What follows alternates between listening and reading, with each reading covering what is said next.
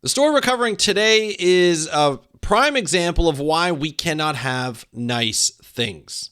So today we're going to be talking about a couple of beaches, Point La Jolla and nearby beach in San Diego have been closed year-round due to harassment by humans of sea lions. This is a beach known for a sea lion rookery, and we're going to talk about it. We're going to find out what a rookery is. We're going to find out why this beach was closed and what was happening, what the humans were subjecting these sea lions to.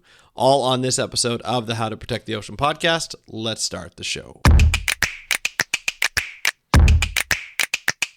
Hey everybody, welcome back to another exciting episode of the How to Protect the Ocean podcast. I'm your host, Andrew Lewin. This is the podcast where you find out what's happening with the ocean, how you can speak up for the ocean, and what you can do to live for a better ocean by taking action.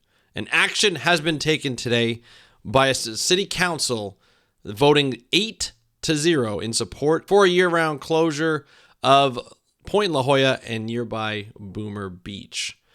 Now, before we get fully into that, I want to talk to you about a story about trying to live in harmony with animals.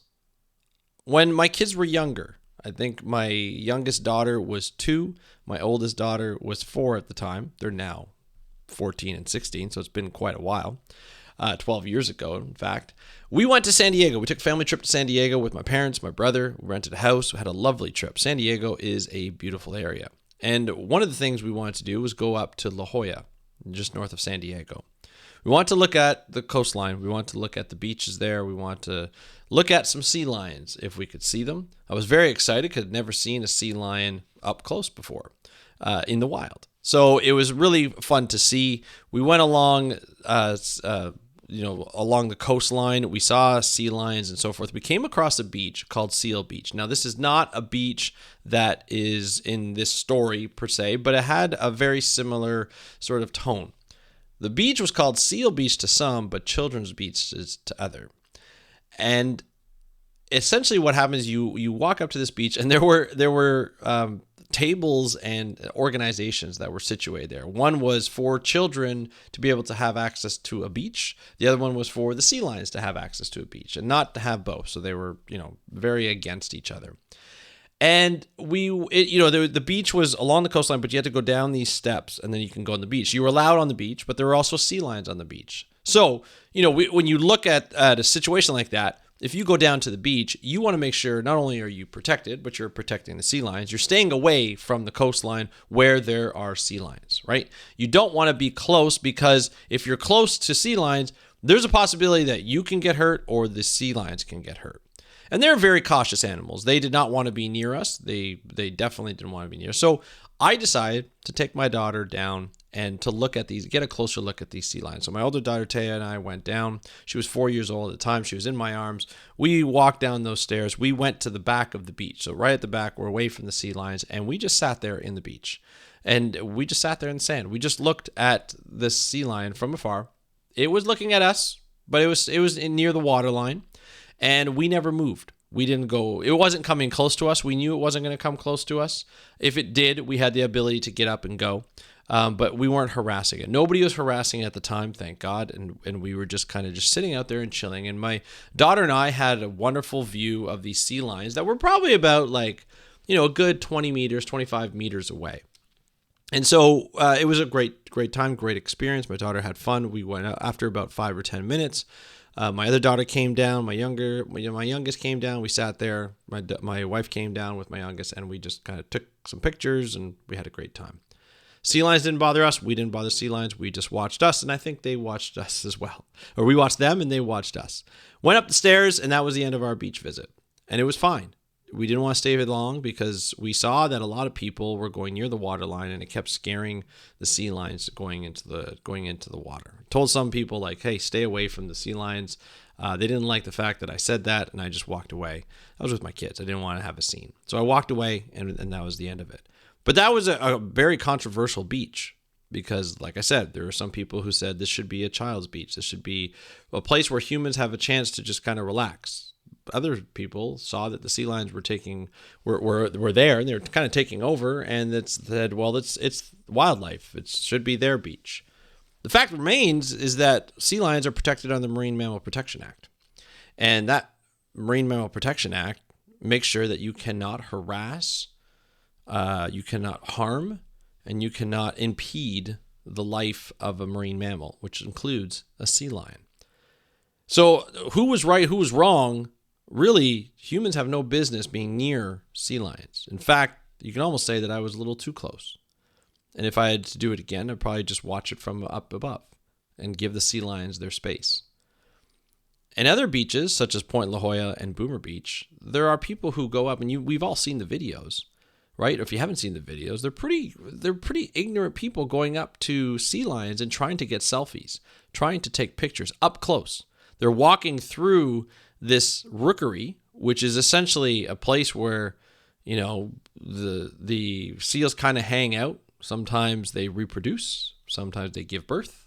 And it's a very interesting and sensitive area for the sea lions. They have babies that are around there, little baby sea lions, some pups. And so it could be a very protective area for mothers. So when you walk through as a human and you're walking through their habitat where they're trying to relax, they've been swimming and hunting for fish all day. They want to come up, they want to relax, they want to interact, they want to do their thing at the right time of the year. And you have humans that are just walking in between everybody, all these sea lions, and taking pictures. And some of the videos that I've seen over the years included people trying to get the sea lions' attention by throwing sand on them, or by tapping them on their butt so they look behind, by cornering and harassing baby sea lions, some pups. Imagine a sea lion that is a mother, and she sees that her pups are being cornered by humans. What do you think she's going to do? 800-pound sea lion, what do you think she's going to do? She's going to protect her pup.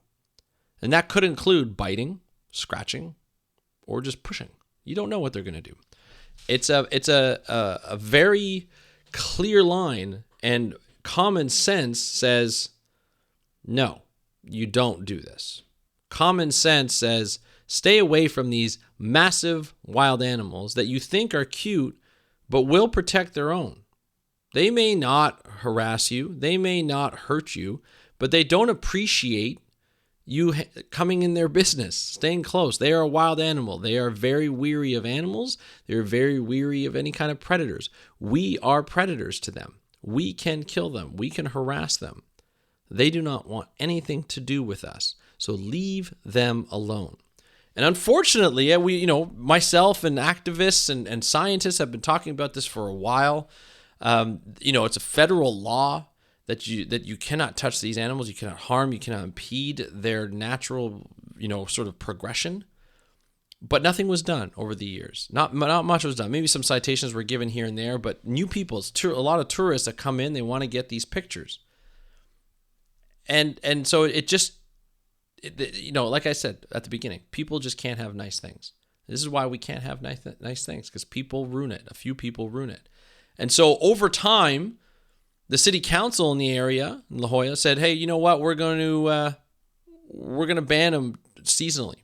So in times where maybe there's some young pups, or in times where, there's some reproduction going on, we're going to stop this because of this potential danger, right? And they did. So they stopped it. They had seasonal closure areas, but that didn't stop people from going and taking pictures from them. So this year-round closure comes after months of proposals to do so. So with this new permit, the area will be closed year-round. There will be a gate in place to secure the closure area. Signs will be posted, and fireworks will be prohibited. Why would you put fireworks right there? I don't know, but that's apparently something they had to say. So there have been previous attempts to protect the sea lions, and had limited success in the past. But it looks like this time they got it through. And that's an important part, right? It says here, people will often try and get selfies, and mostly we'll find people will put their children close to the animals. These are up to 800-pound animals. Just imagine the irresponsibility of that, or just the ignorance, really, of seeing these massive sea lions and thinking, hey, we're not going to be doing anything. So they said going into who was it here? It was National Marine Sanctuary Service, National Marine Fisheries Services, I think. I'm not sure. Oh, the Sierra Club Seal Society of San Diego. They had a survey. They said, our survey that we conducted in 2022 showed that over 90% of visitors coming to the area were satisfied viewing from the wall. This is the wall that surrounds the beach. Body surfers and spear fishermen have been successfully able to access the ocean, and rangers are able to issue citations based on the breach of the municipal code.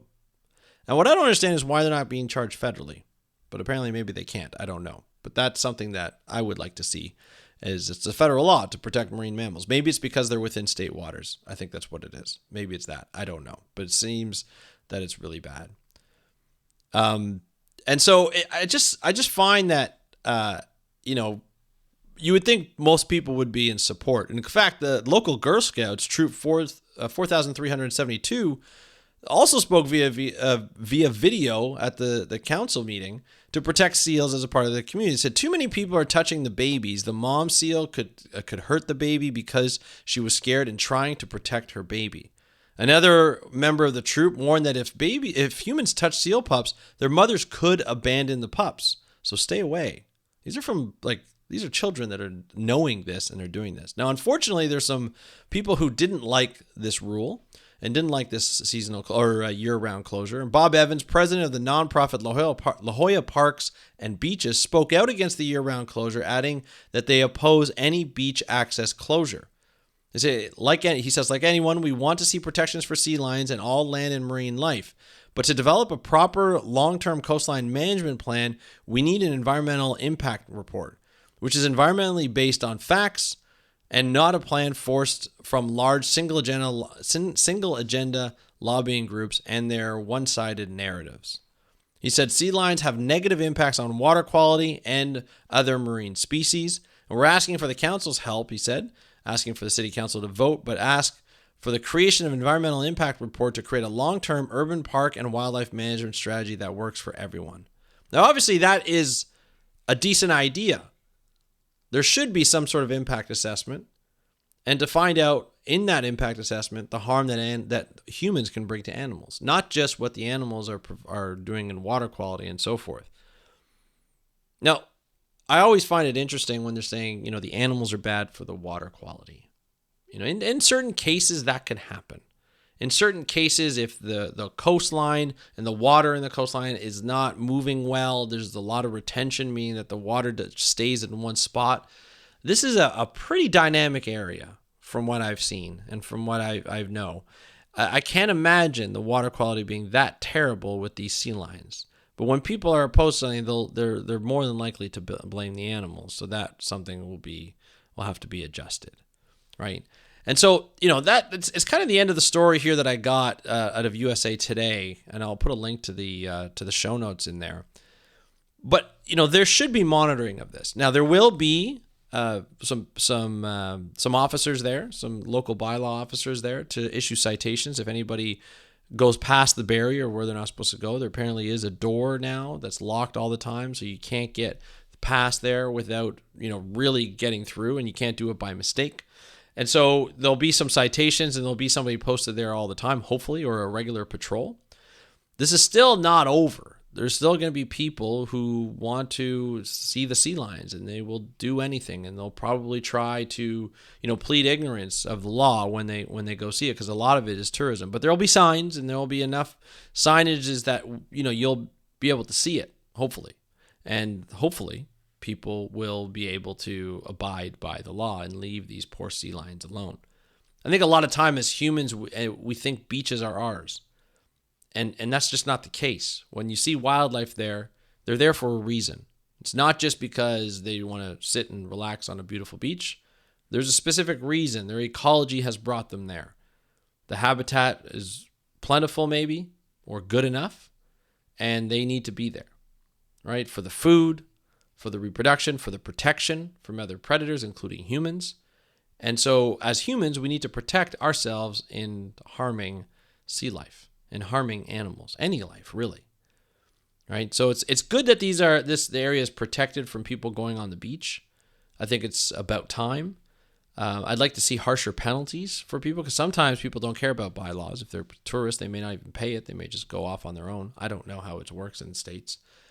But this is something that is it's a good reason. And it's a good reason that, when you pressure and you speak to city councils, there are ways you can get some closures, you can get some protection if there's a mandate to do so. And so what I would say to anybody who's trying to protect their beach or the animals on their beach is to speak to nonprofit organizations that deal with coastline activity, that have good reputations with governments. One of those organizations is Surf Riders. Surf Riders is a grassroots organization that's the headquarters is based in California, but you can find it along most coastlines in the U.S., and they are great with not only, helping surfers and water quality and monitoring and so forth, but they're also pretty great at, creating and proposing policy and working on policy to protect beaches, to protect water quality, to instill surfing marine protected areas, to protect animals. And that's an important thing. So check out Surfrider, surfrider.org, or just Google Surfrider. And I'll put the link in the show notes because these organizations have dealt with governments. They can give you advice. They can give you, a place of feeling, a place of feeling good about yourself by volunteering with them. Either in a beach cleanup or another one of their grassroots projects.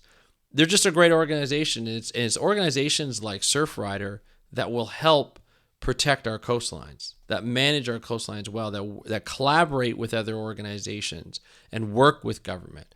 And maybe do a little bit of activism, but for the most part, they're working hard to work on policy, to build relationships, not only with the community, but with government agencies, at every different level. And I think that's really important. So that's the episode for today. I would love to hear what you think about this episode and about sort of this story.